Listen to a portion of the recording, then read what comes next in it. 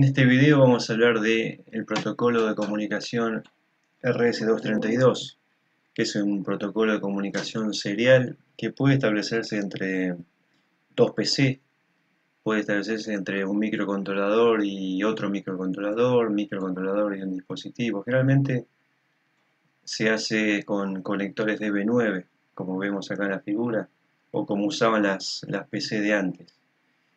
La cantidad de cables que se van a utilizar para la comunicación entre los dos dispositivos ya depende de si nosotros vamos a hacerlo con control de flujo o sin control de flujo. Fíjense la diferencia que hay.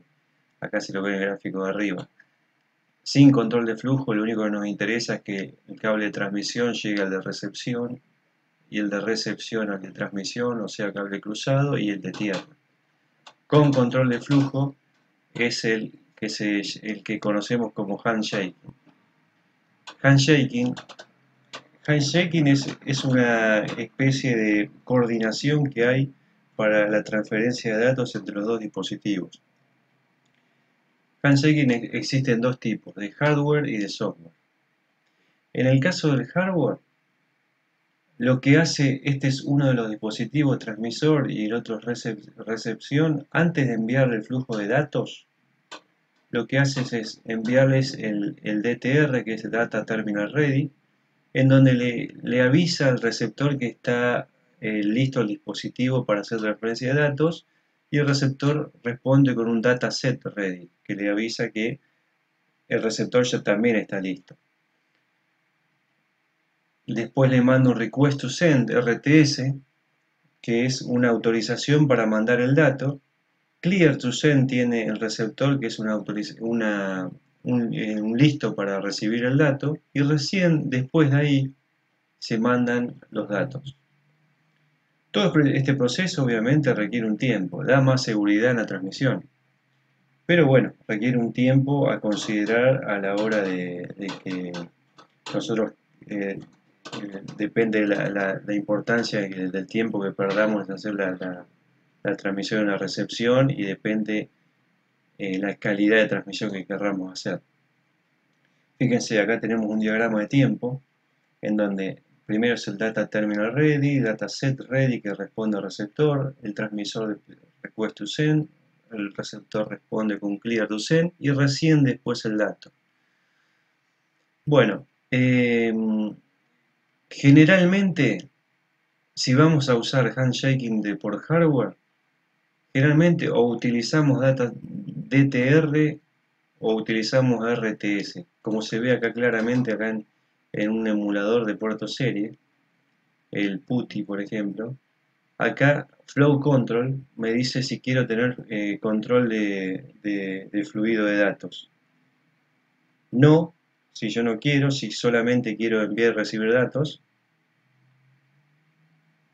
X-On y X-Off, que es el handshaking por software, que es el que vamos a ver ahora.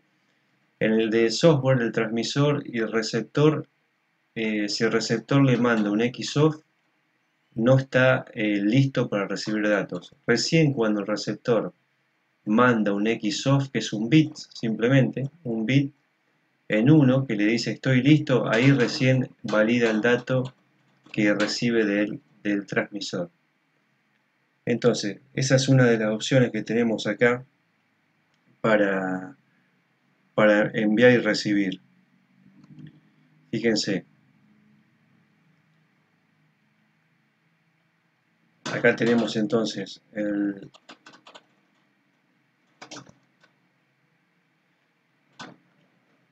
por XON XOF, por RTS y RCS, o por DSR y DTR. ¿Sí? Fíjense que no usa los cuatro generalmente, utiliza o estos dos o estos dos. Entonces vemos en el emulador que le ponemos la velocidad de embaudio que vamos a utilizar, la cantidad de bits, bit de stop, cuánto vamos a utilizar. Acuérdense que esto era o 1, o 1,5, o 2. Si vamos a utilizar paridad par o impar. Acuérdense que esto se hacía porque el RS-232 es una comunicación asíncrona. Entonces, tiene que estar sincronizados los relojes tanto del transmisor como del receptor para que la comunicación sea satisfactoria. Eso en cuanto a lo que es el handshaking. Ahora, cuando otra característica del RS232 era que eh, la diferencia de potencial entre un 1 lógico y un 0 lógico podía alcanzar hasta 25 voltios. ¿Sí? Eso es lo que viaja en la línea de transmisión, acá en el medio. Entonces, yo un dispositivo, los circuitos integrados típicos trabajan de hasta 5 volt, los hay los de 3,3 voltios, pero tengo que ver la forma de elevar esos 3 voltios a los 12 pico, 15 pico que necesita el RS232 por la transmisión. ¿Sí? Y acá de este otro extremo, tengo que tener la capacidad eh, de bajar esa tensión a los 5 volt que necesito en mi circuito integrado. Y acá es donde entra a jugar el MAX 232. El MAX 232 es un circuito integrado de la empresa Maxim, ¿sí? Y su función es la de justamente elevar la tensión de TTL hacia MOS a los niveles de RS232, que acá lo vemos en el gráfico. Un ejemplo de más 12 volt y menos 12 volt. Y la de reducir esta tensión que recibe de la línea de transmisión hasta un nivel de TLC-MOS como vemos acá en el ejemplo de 0 a 5 voltios. ¿Sí?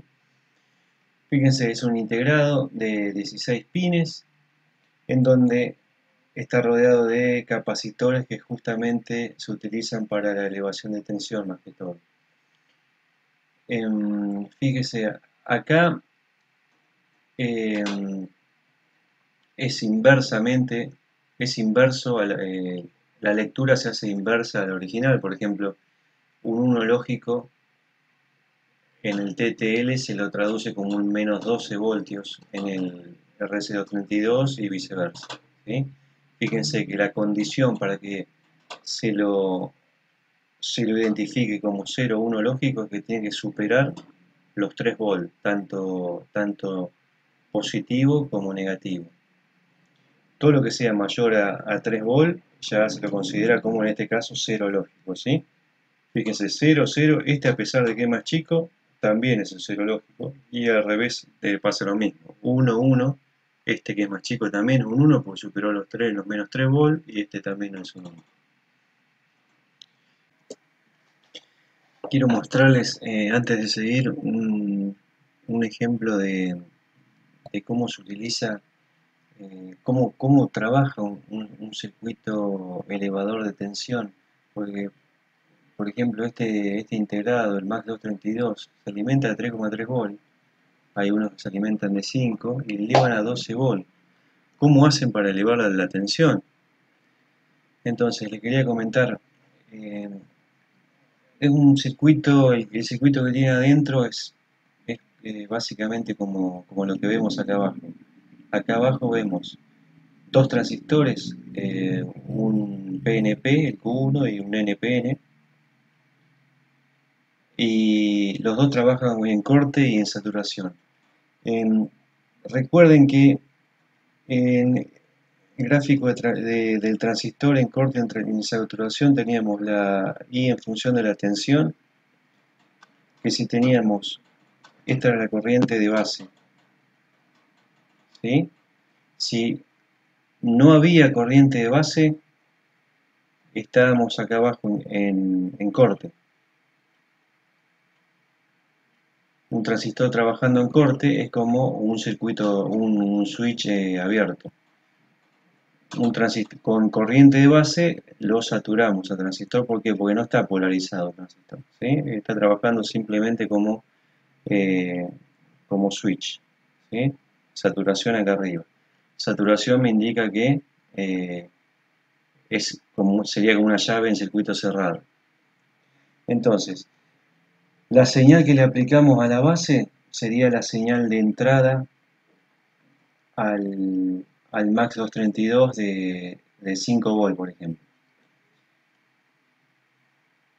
el pulso de entrada, el 1 lógico, el 0 lógico, cuando llega un 0 lógico, el 0 lógico me pone en corte al Q2. Perdón, al Q1 en corte y me satura el Q2. Por lo tanto, la tensión B1 por intermedio del diodo 1 va a cargar al capacitor C5 y se descarga amasa a través de Q2. Entonces C5 se va a cargar con esta polarización más menos mientras exista un cero lógico o un semiciclo negativo. Cuando tengo un pulso en 1 a la entrada, cambian los roles de los transistores. Este se comporta como una llave abierta y este como llave cerrada. Entonces, a la salida, en el capacitor 3, la tensión que va a haber va a ser igual a la suma de B1, que es la de entrada. La corriente pasa por acá abajo, a través de Q1 que está encerrado, y ese B1 se suma con la diferencia potencial que hay en C5, y eso es lo que tendremos a la salida, que es aproximadamente 2 veces B1. ¿Por qué aproximadamente? Porque hay que tener en cuenta que hay una pérdida de tensión en la caída de tensión que hay en el capacitor C5, en el diodo 1, diodo 2, colector emisor de los transistores. Pero aproximadamente ahí me estaría duplicando la tensión. De esa misma forma trabaja, por eso el MAX 232 cuenta con estos capacitores alrededor que sirven para multiplicar o elevar la tensión de 5 volts de entrada. Y después para reducir la tensión, bueno, no es más que tengo resistencias acá. No es más que un reductor resistivo, ¿sí? A la salida. Tengo una B1 acá que puede ser de 12 volts, acá tengo si las resistencias son las 3 iguales, acá voy a tener 12 volts dividido 3. Fíjense que el MAX 232 también tiene un sentido de circulación, por decirlo de alguna forma. Fíjense que los pines 13 y 5 son los en donde hay que meter las entradas de RS232, o sea, de 12 voltios, y las salidas de RS232, o sea, las salidas de 12 volts, son con los pines 7 y 14, al igual que los pines 11 y 10 son las entradas de TTL, o sea, 5 voltios, y los pines 12 y 9 son las salidas, ¿sí? Eso hay que respetarlo. No se puede conectar al revés porque, porque no funcionaría. Todo esto del conector DB9 con los elevadores y reductores de tensión del MAX 232 son lo que utilizamos para hacer la conexión entre los dos dispositivos que habíamos nombrado. Acá tenemos un ejemplo de un microcontrolador, el MAX 232, y tenemos el dispositivo DB9. Esto sale, llega hasta el otro dispositivo que también puede ser otro microcontrolador, pero antes debe tener un DB9 y tiene que tener el reductor de tensión para poder bajar el nivel de tensión a niveles típicos de los microcontroladores. Quisiera hacer un ejemplo práctico con el Proteus. En el Proteus lo que vamos a hacer, fíjense, vamos a utilizar el MAX 232. Fíjense, ese componente lo encontramos en la librería de Proteus, MAX 232, y ahí aparece con la empresa Maxim. La ubicamos en la lista de los elementos que vamos a utilizar y lo ubicamos acá en la plataforma. A ver, fíjense que ya puse los capacitores de 1 microfaradio cada uno, y ahora lo que vamos agregar acá es el COM-IN. El COM-IN es un modelo de puerto serie físico. Es decir, como si este se fuera el puerto COM del circuito que yo vaya a, a diseñar acá en el Proteus. Para ver las señales que yo transmito y recibo con el COM-IN es nuestro visualizador. Nosotros conectamos el receptor de acá con el receptor del terminal virtual y el transmisor con el transmisor, y nos sirve para visualizar lo que está sucediendo en ese puerto COM. Ahora, para trabajar con este puerto COM, nosotros podemos configurarlo acá también. Le configuramos la velocidad en baudio con la que vamos a trabajar, los cantidad de datos, paridad par-impar, cuántos bits de stop, el handshaking que vamos a utilizar, y acá le configuramos qué puerto COM va a utilizar. Le vamos a poner COM3, 9600 baudios.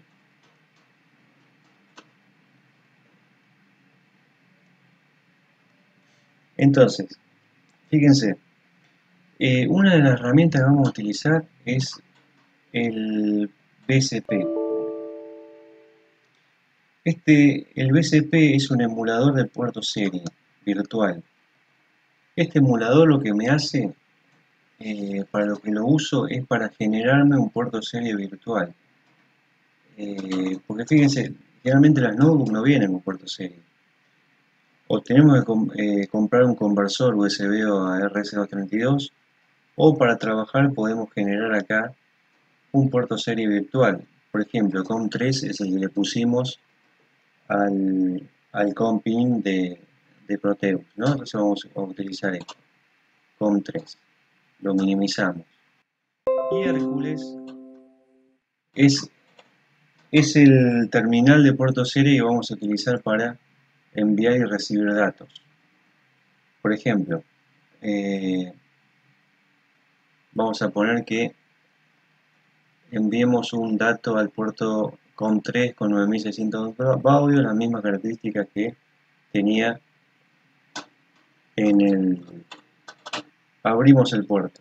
El dato que vamos a enviar va a estar puesto acá. Y vamos a...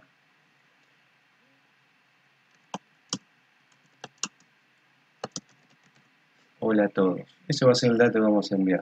En el Proteus, para probar este COM-IN, lo que vamos a hacer es ejecutarlo. Me va a aparecer la pantalla del emulador virtual acá. Y por otro lado voy a tener el puerto serie del Hércules. Cuando yo cada vez que envíe, la palabra aparece en el emulador virtual, ¿sí? Fíjense, lo que hace esto es enviarlo al puerto COM3, que el puerto COM3 corresponde al COM-IN, que el Proteus lo toma como propio, y lo lee y lo representa como tal, ¿sí? Fíjense, otro detalle. Se prende el pin de recepción del puerto COM, ¿sí? Es decir, yo envío este dato al COM3 y me lo recibe por el pin de recepción del COM3, del P1 en este caso, ¿sí? Del COM-IN. Lo recibe y lo que recibo lo leo con el emulador virtual. Como nosotros estamos recibiendo por el pin 2 de COM-IN, o sea de recepción, vamos a conectarlo. Primero ponemos stop acá. Vamos a conectar ese mismo pin a la entrada, a esta entrada. Entonces, de esa forma, yo envío el dato, lo recibe y lo manda al RS232, y acá debería estar elevado a 12 volt, 15 volt, a lo que sea, dependiendo de los capacitores que tenga alrededor. ¿Cómo vamos a medir eso? Vamos a utilizar el osciloscopio. La herramienta osciloscopio En la herramienta osciloscopio, acá bueno, hacemos, lo giramos, vamos a conectar la entrada A la entrada de datos que yo le envío y la entrada C a lo que sale del RS232. Quiero verificar que se eleva la tensión como yo estoy esperando. ¿Sí? ¿Algún otro requisito? Esto ya está, esto ya está. No, entonces yo cuando ejecuto voy a tener la visualización de las dos cosas, tal cual. El osciloscopio y del terminal virtual. Entonces, ¿sí? Fíjense, no voy a mandar toda una palabra entera, voy a mandar una A mayúscula. Envío la A, pongo pausa, así podemos ver la señal que recibe. Fíjense, acuérdense de la base de tiempos, elevo la base de tiempos. Fíjense cómo representó la letra A. La letra A, si nosotros la buscamos en ASCII, la A mayúscula es esto para que verifiquen cuál es el bit que manda primero. Fíjense en el osciloscopio. Tiempo cero, tiempo infinito. El bit que manda, ¿qué es lo que mandó acá? El bit de start. Bit de start, después el bit de start, un 1, lógico. 0, 0, 0. Entonces, si ustedes se fijan acá, la A, acá ven que el bit menos significativo es el que se elevó primero. 1, 0, 0, 0, 0, 0. Después hizo un 1, 0 y el bit de stop. Fíjense la elevación de tensión que hay después del MAX 232. Estos son 5 volts por división. Acá lo ven. El MAX 232 en el canal C también, 5 volts por división. Y acá vemos que se elevó casi 17 voltios. Vamos a ver con otra letra. Saco el pausa. Vamos a enviar la letra F. Send. Pausa. Fíjense lo que elevó acá. Bit de start. ¿A qué secuencia binaria corresponde la F? 0, 1, 1, 0, 0, 1 y 0. Fíjense. Bit de start 0, 1, 1, 0, 0, 0, 1, 0, bit de stop y termina. Fíjense cómo a la salida del MAX 232 también vemos que el 0 es la parte más elevada, el 1 es la parte más baja, como habíamos visto en la teoría. ¿Sí? Bueno, después vamos a ver los otros tipos de comunicación serie, 422, 485, y vamos también a representarlo acá en el Proteus para que irnos familiarizando con estas herramientas antes de llegar a lo que es microcontroladores.